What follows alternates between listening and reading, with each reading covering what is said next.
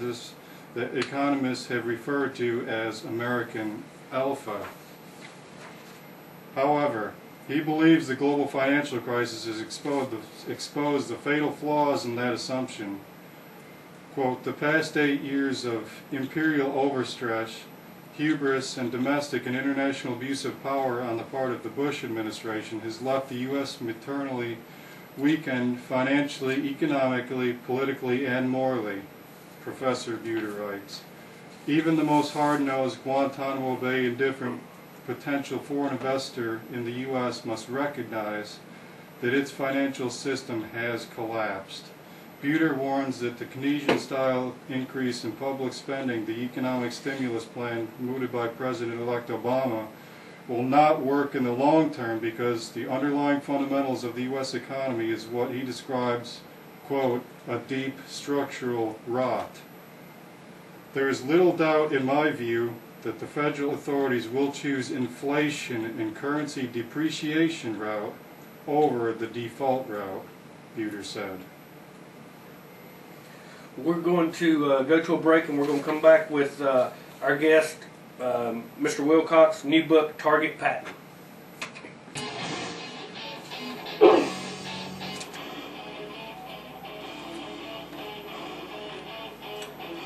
Okay, we're back on The Real News, and we're joined by Mr. Rob Wilcox.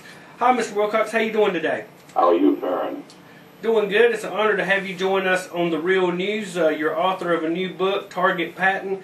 To begin, before we get into his death, tell us a little of the events that happened leading up to his death, as far as, wasn't General Patton threatening to tell secrets and how lives could have been saved during the war? Yes, he was doing both. He had been sort of banished to a place in Germany where he didn't have any guards or anything, and he was threatening to tell how the Allies had blown it many times. For instance, he was on the border of Germany in September '44. He could have gone in and ended the war, I believe, and most scholars believe that, but they took his gas from him, and the war went on for another 8 months. So that was one reason. The other thing he was doing was he wanted to go to war with the Russians, and nobody else did, and he was very prescient. He saw the Cold War coming. He saw how bad the Russians were, but the administration at that time really loved the Russians and thought they were great peacemakers, and so they were against that. And he was going to go home, and he was going to start agitating for this. He was number 4 in popularity at that time. He very well could have been elected president. Who knows? I know he was going to write a book, and it subsequently did come out. It was called War as I Knew It, but it was heavily edited, and he never got a chance to say the things that he wanted. Well, Patton was forced to sit on the sideline as Stalin and Russia took East Berlin, and this was something that angered General Patton immensely, wasn't it? Yes, it was. He was just chomping at the bit. He couldn't believe it. He thought he could go in there, and he could have. He could have gone in and taken Berlin. This is later. He was down in Czechoslovakia as the Russians were taking over the Czechoslovakian cities. He could see them. He was begging to go in and stop them, both Berlin and Czechoslovakia, but they wouldn't let him. Well, there's something in your book that I wasn't aware of, and I'd like for you to explain a little bit to our listeners, and that is there was other failed assassination attempts prior to his death. Isn't that right? Yes, there were. There were three others before this mysterious accident that resulted in his death. There was, if you saw the movie Patton, the great movie of Patton, he was in a Jeep, and a cart came out of an alleyway, and it had a scythe-like instrument on it. It nearly decapitated him.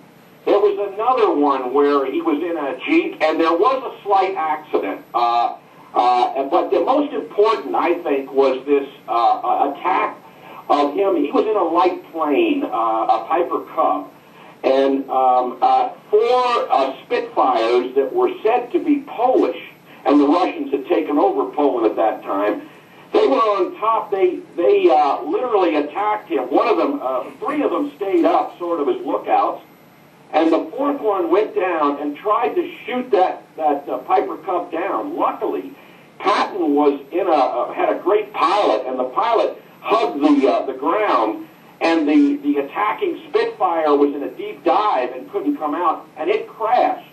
All of that, by the way, those records are gone on that. They've all been purged. There's been a cover-up about all of this. I can tell you that I myself went all through the archives and even through Europe, and you cannot find any accident reports from the mysterious accident in which he subsequently did die from. You can't find any of the investigations that were made about that. And we're not talking about one or two. We're talking about at least 5, possibly 8. So there's no question there was a cover-up.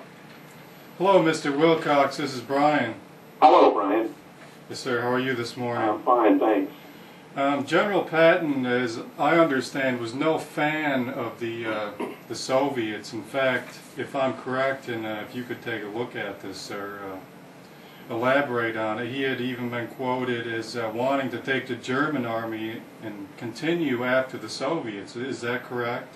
Well, yeah, he did want to do that. He absolutely wanted to do that. Of course, he couldn't have done that, but because the German army was in disarray. However, he did keep a sort of crack bunch of troops in readiness so that he could do that if it was okay. As much as he wanted to go, he was still trying to do what they told him to do, and he didn't just pick up and march across the borders, but he was agitating for that. And this was against all what the FDR and Truman administration at that time was for. They thought the Russians were great. They thought the Russians were peacemakers, and they would not allow that. Of course, he never did use those troops, but he did keep them. He also, to put it in perspective, he was also prosecuting bad Nazis. He had a belief that not every Nazi, not every German was a card-carrying Nazi and a mean Nazi, and he was right. I mean, there were people that just had to go along with that, and he thought that he could get along with our troops, he could use German troops that were just basically against the Russians. There's something else in your book that I'm sure people are unfamiliar with, and that is, let's talk about the Patton Museum for a second. Your research has uncovered something with regards to his limousine there. Would you tell our listeners about the car in the General Patton Museum? Yeah, General Patton, of course, dies as the result of an accident just before he's ready to go home. And he was in a Cadillac limousine at that time. It's a very strange accident in which a truck, an army truck, just pulls in front of him, no signal or anything, and Patton gets a broken neck. And well, I figured, even though I couldn't find any of the documents because they've all been purged, at least I could go to the Patton Museum where they claim to have the car that was in this accident. And I could look at it, I sort of scene of the crime type thing. So I got the Cadillac expert from Detroit, from General Motors, and he and I went there and looked at this car, and what the upshot was is it's a fake. It's not the real car. For instance, in any car, as most of your readers probably know, there's a VIN number, and that VIN number, vehicle identification number, will enable the police to tell where that car's been, everybody. That's the way to tell it. Well, the VIN number on this one has been scratched out, and the Cadillac expert said to me, this is not a 1938 Cadillac like Patton was in. It's a 1939.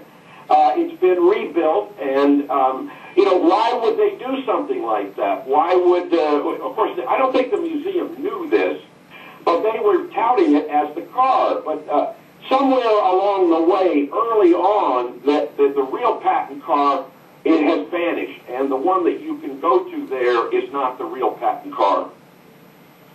Sir, how historically accurate is in fact the movie? And I believe the History Channel had also done a segment on it.